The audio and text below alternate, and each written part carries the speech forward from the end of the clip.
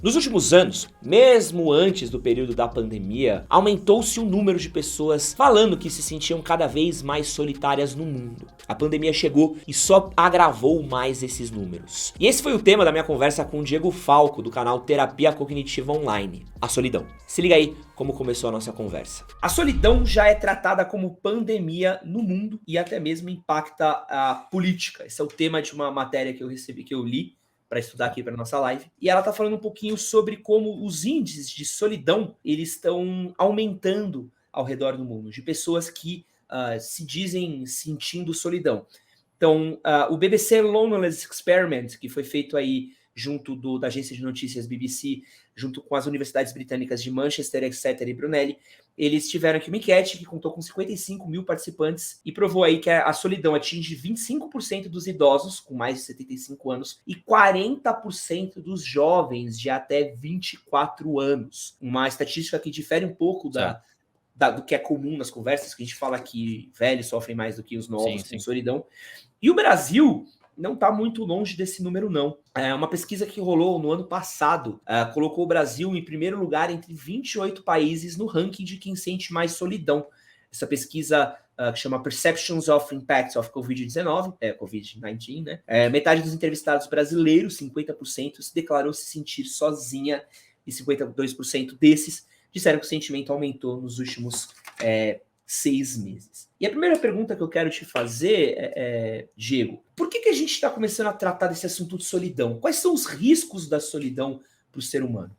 Na questão de começar a tratar, eu acho, falar mais sobre isso, eu acho que é justamente pelo que você falou, né? Os dados estão aumentando, né? Os números de pessoas que se sentem sozinhas, né? Que tem esse sentimento de isolamento, né? Porque a solidão não necessariamente envolve a pessoa estar sozinha, por exemplo, sozinha dentro de um quarto. Às vezes a pessoa pode ter um senso, né, um sentimento de solidão, às vezes está com um grupo de pessoas. Mas eu acho que esses dados, né, realmente mostrando esse aumento de solidão, eu acho que mostra porque que a gente está começando a falar tanto disso, né? Porque a questão do Covid mesmo trouxe, eu não sei se é a mesma pesquisa que você trouxe essa questão do Brasil, dos impactos do Covid, mas o Brasil se tornou também um dos países mais depressivos. E quando a gente pensa na depressão e solidão, né, é uma coisa que tem muito, a solidão aumenta muito o risco, por exemplo, de depressão. O Brasil também é um dos países mais ansiosos e a solidão também é uma coisa que aumenta o risco da pessoa ser ansiosa. Então, um dos motivos para a gente estar falando tanto de solidão, acho que é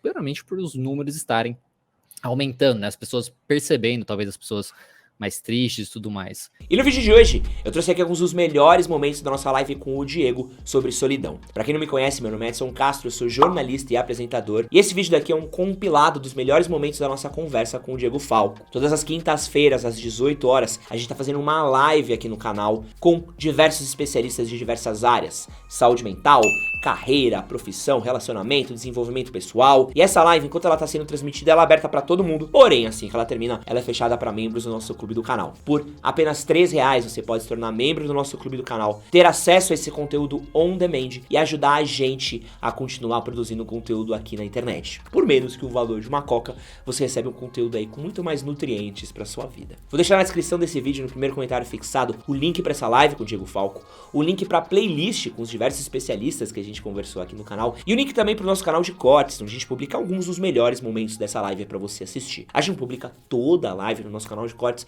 mas a gente publica aí alguns dos pedacinhos mais interessantes também para você conhecer do nosso trabalho. Então, clica nos links e aproveita. Bora falar um pouquinho sobre solidão. Quando a gente fala do assunto solidão, um dos temas que acaba vindo junto com ela é a solitude. Muitas pessoas tentam entender a diferença de solidão para solitude. E o Diego Falco explicou pra gente um pouquinho aí o que separa essas duas palavras. Bom, a solidão, né, como eu falei, é bem a questão de um senso de isolamento, né? Então você pode estar sozinho, pode estar com outras pessoas, você vai se sentir sozinho no mundo, né? Então você está isolado, você não pertence a nenhum grupo, você não pertence a algo maior que você, enfim, coisas nesse sentido. E essa sensação muito de desamparo também, que não há muito o que fazer e tudo mais. A solitude já envolve realmente você estar sozinho com você mesmo. Pode ser dentro do quarto, como pode ser viajando, como pode ser andar pela rua, assim, observando as coisas e tudo mais. Mas é uma coisa que a gente considera mais positiva, né?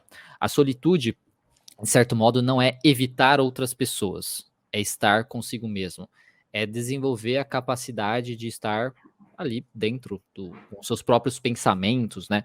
Coisas nesse sentido, que muitas pessoas, dependendo de como elas funcionam, elas evitam muito.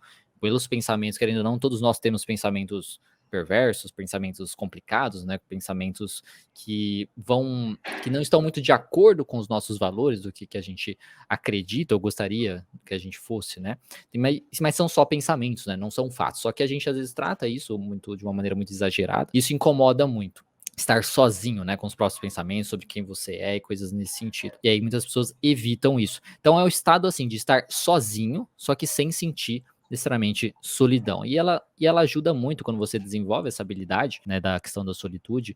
Ela ajuda muito no autoconhecimento, porque você vai conhecer como você funciona, como você pensa sobre as coisas, pensamentos automáticos, suas crenças e tudo mais. Ela ajuda muito na autoaceitação do nosso eu verdadeiro, né? Então, porque querendo ou não, com as redes sociais, querendo ou não, a gente passa, a gente quer fingir, né? A gente passa uma imagem, é um recorte, né? A gente recorta a nossa vida ali e aí a gente transmite aquilo. O nosso eu verdadeiro, a única pessoa que tem acesso somos nós. Mesmo num relacionamento, você também não revela tudo, né? Dos seus pensamentos e coisas nesse sentido. Isso é verdade para todo mundo. Se você falar Até que é porque mentira, não você teria está mentindo. relacionamento, né? Se fosse falar tudo que eu penso, Exatamente. Exatamente. Então, assim, faz parte, é normal. E esse momento de solitude, então, ajuda muito você se envolver com esses pensamentos, para você se conhecer melhor e você se aceitar melhor.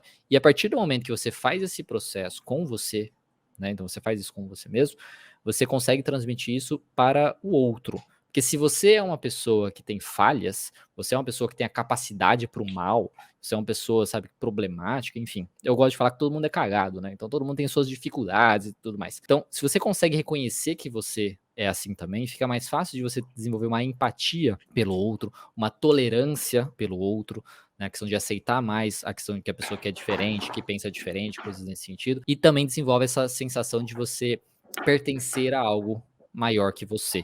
Então somos todos cagados nesse grande mundo, né? Somos todos problemáticos, somos todos juntos, somos uma grande comunidade e tudo mais. Então ela ajuda a desenvolver muito esse senso de pertencimento a algo maior também. Então ela, basicamente, se você desenvolve a solitude, ela é um meio que pode ajudar até mesmo no combate aí, ou de tratar mais ou menos aí a solidão também, né? Outra parada importante da gente falar também é sobre o coração, sobre os relacionamentos, sobre como a solidão amorosa acaba afetando a qualidade da nossa vida pessoal. Se liga o que o Diego tem pra falar sobre o assunto. É uma coisa bem difícil, né? Porque envolve muito essa questão de, tipo, todos têm, menos eu, né? Então envolve uma generalização, você achar que só você está sendo deixado de lado. É muito uma coisa de aceitação, né? Dessa realidade, vamos colocar, cruel, talvez, da vida, né? Porque tanto na questão financeira, nessa questão do amor, ou ter alguém, ou às vezes ter um filho, coisas nesse sentido. Então envolve uma coisa do mundo ser injusto mesmo, né? Então é uma coisa mais filosófica de você aprender a aceitar que essa é a realidade. É difícil, isso não é fácil de fazer, né? Nem um pouco fácil de fazer, mas uma maneira de tentar minimizar isso, né, é você já meio que focar em você, né? Então, focar no seu desenvolvimento e focar na ideia, no que eu comentei lá no início, falando dessa coisa de você pertencer a algo maior, né? Então, se você tem essa coisa de pertencimento, né, de algo maior que você, os seus problemas mundanos, digamos assim, são mais insignificantes, e aí você consegue lidar melhor com algumas coisas. E esse se sentir algo maior, né, do que você, não necessariamente está falando de Deus, nada disso. Pode ser uma questão religiosa, mas pode ser uma questão que a gente chama de espiritualidade mesmo, né? Então, pertencimento ao mundo, que você tem uma vocação para algo, né, coisas assim. Então, o trabalho envolve uma aceitação que essa pode ser uma verdade, que isso pode realmente acontecer, para você não ficar lutando tanto contra isso, de ficar sofrendo contra isso. E o outro trabalho é você se desenvolver como pessoa e aprender a curtir a vida, curtir o mundo, curtir a beleza da vida, enfim, coisas nesse sentido, né? E ver o que você pode aproveitar dessa vida sozinho. Mas eu acho que não precisa perder a esperança, sabe? Dá pra você, às vezes, tentar parar também e analisar, poxa, o que eu posso fazer de diferente pra talvez conhecer alguém. Às vezes eu posso baixar os meus critérios, às vezes a gente não encontra ninguém porque às vezes tem critérios muito altos, muito elevados, de como a gente quer que a pessoa seja de aparência física, seja de jeito, seja de crenças, né? Tipo, eu não gosto da pessoa porque ela acredita nisso, ou porque ela não acredita, enfim, coisas nesse sentido. Então, muitas vezes é isso que impede, né? Então é uma coisa de tentar parar e pensar, poxa, o que eu posso fazer de diferente na minha vida para talvez conhecer alguém. Tem pessoas, por exemplo, que têm preconceito com o Tinder, né? Ainda, né? Então, às vezes perdeu o preconceito com o Tinder. O preconceito com o Tinder eu até entendo, porque é cruel. O Tinder é desumano, principalmente com homem. Não, então, é uma coisa que não é uma coisa fácil assim. Mas eu falo assim, o preconceito que tinha antes com o Tinder, eu falo na coisa de achar que é só pra, só pra curtição. Né? Hoje não, hoje o Tinder é um aplicativo realmente de relacionamento. Se a pessoa quiser só curtição, pode encontrar lá, mas hoje a gente vê muito a questão de relacionamento, né, no Tinder. Então, às vezes, alguns preconceitos que você tem também, preconceito de sair para conhecer pessoas, o preconceito, como eu disse, de critérios que você tenha como a pessoa que você quer. Então, parar e analisar. A primeira coisa é aceitar que isso é possível. Depois, parar e analisar o que eu posso fazer de diferente para talvez encontrar alguém na minha vida, né? E curtir mais você. Aprender a curtir as coisas da vida que não envolvam outra pessoa. Uma coisa que eu acho muito interessante é que poucas pessoas têm paixões. Então, assim, às vezes eu pergunto para um paciente assim, qual que é a sua paixão? O que você... Aquela coisa que você para assim, nossa, durante a semana e fala, cara, eu não vejo a hora de chegar no final de semana e fazer isso. Sabe, assim, aquele tesão. Ter um tesão por alguma coisa. Eu sou, que nem você falou, eu acho que eu sou mais parecido que nem o seu irmão. Eu não vejo a hora de pegar e jogar um videogame. ou assistir um filme, entendeu? De fazer uma coisa assim, né? Que são coisas que eu gosto muito. Né, assim, sou cinéfilo, né? Assim, então é uma coisa que ter tesão por algo, né, isso querendo ou não, uma paixão por algo, é uma coisa muito legal, muito boa para você aprender a ter momentos também de solitude, como a gente estava conversando, e você não se sentir tão sozinho caso você não tenha alguém. Só que, como eu disse, é engraçado porque poucas pessoas têm paixão hoje em dia. Isso é curioso. E como o nome desse canal é Manual do Homem Moderno, é muito importante a gente frisar como a solidão tem um efeito muito maior em cima dos homens e acaba tendo consequências muito graves para as vidas deles. Eu perguntei pro Diego por que a solidão, por muitas vezes, acaba sendo um pouco mais cruel com os homens do que com as mulheres. E a resposta é assustadora. Se liga. É uma coisa que até mesmo quando a gente pensa, por exemplo, taxas de suicídio, por exemplo, quando a gente pensa na questão disso, homens têm um risco maior. E principalmente homens divorciados. Homens solteiros e tudo mais. Então, você estar num relacionamento, você ter um grupo social e coisas nesse sentido, isso diminui muito, né, essa taxa. E volta na questão do senso de pertencimento e o senso de que você não precisa de mais coisas para a vida e coisas nesse sentido, né? Tipo, num relacionamento, às vezes você fala, estou completo, né? Eu não preciso de mais coisas e tal. Então, quando a gente pensa nos fatores de proteção, né? Na questão, por exemplo, da depressão e tudo mais, homem tende a ser o que sofre mais, né? Com essas questões, principalmente na questão de depressão e a questão da solidão também. Não sei necessariamente o porquê isso acontece, mas uma coisa que a gente observa muito é que mulheres muitas vezes mantêm amizades mais tranquilas, assim, no sentido de continuar conversando e tudo mais. E homens, normalmente, o tipo de amizade deles envolvem sair para beber, coisas assim, que são tipos de relacionamento que são mais difíceis de você manter num relacionamento, né? Então é mais fácil de você perder também a amizade assim. Eu falei uma coisa que não tem nada a ver com o que a gente tava falando, mas... Não, mas faz todo sentido, né? Porque às vezes o cara ele tem um grupo de amizades ao redor de uma atividade, ele casa, pô, às vezes tá correndo trampo, tem filho, acelera a vida. Pô, a gente passou dos 30, sim. A gente sabe que você não consegue mais manter. Pô, quando eu era um cara moleque, eu fazia 1000 coisas ao mesmo tempo. Sim, exatamente. E você vai perdendo essas atividades, vai perdendo seus amigos, vai ficando mais solitário, se aquele relacionamento não dá certo, você entra num loop. Tem um número muito que sempre me impressiona, que eu acho que vale a pena mencionar, é sobre população de rua, né? 90% da população de rua brasileira é composta por homens. Claro, dados que são antes daí da pandemia, que a gente também não tem muito, ainda não, a gente está com um problema de pesquisa muito grande no Brasil em atualização de dados recentemente, mas boa parte da parcela da população de rua é composta por homens, se não a grande maioria, e existem pesquisas que mostram sobre quais são os motivos pelos quais esses caras foram parar em população de rua, em situação de rua, e muitos deles falam sobre se esquecesse de abandono, então a mulher morreu, ou se separou, ou alguém da família morreu, ou perdeu o trabalho e se isolou.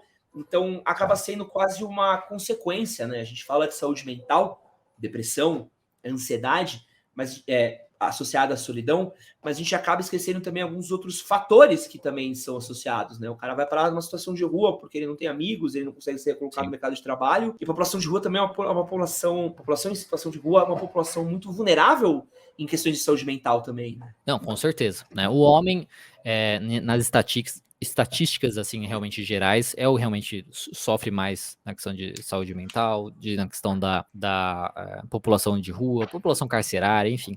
O homem, e isso envolve muito, eu acho que características mais do próprio, às vezes, de ser mais uma pessoa mais desafiadora, né, contra regras e tudo mais. Pode ser uma coisa cultural ou não, mas o homem tem uma característica mais assim. Tem essa questão, como você mesmo disse, às vezes perdeu o emprego, né? Tudo mais. Então envolve uma questão de o que isso significa, né?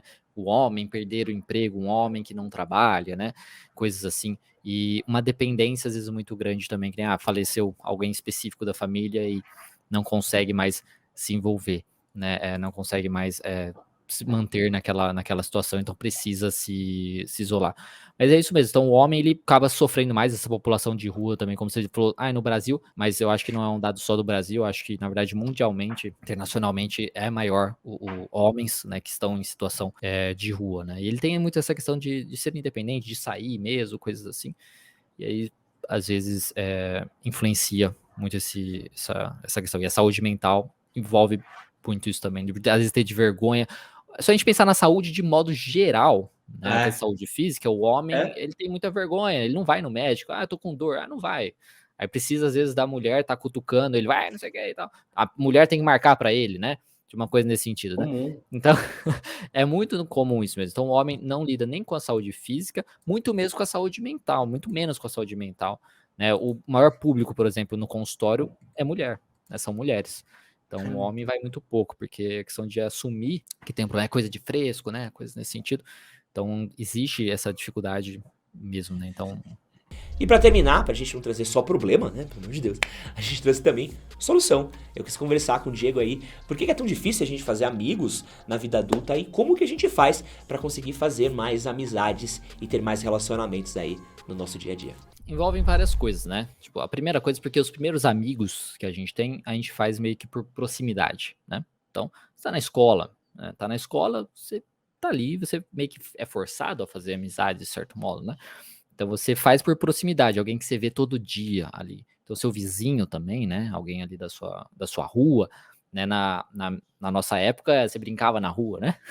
Brincava na rua de bets, não sei o que e tal, não tinha tanto carro passando também, então dava para brincar. Então você conhecia mais as pessoas. Então, por proximidade, era uma coisa que você fazia as amizades. Isso vai até a época da faculdade, né? E tudo mais.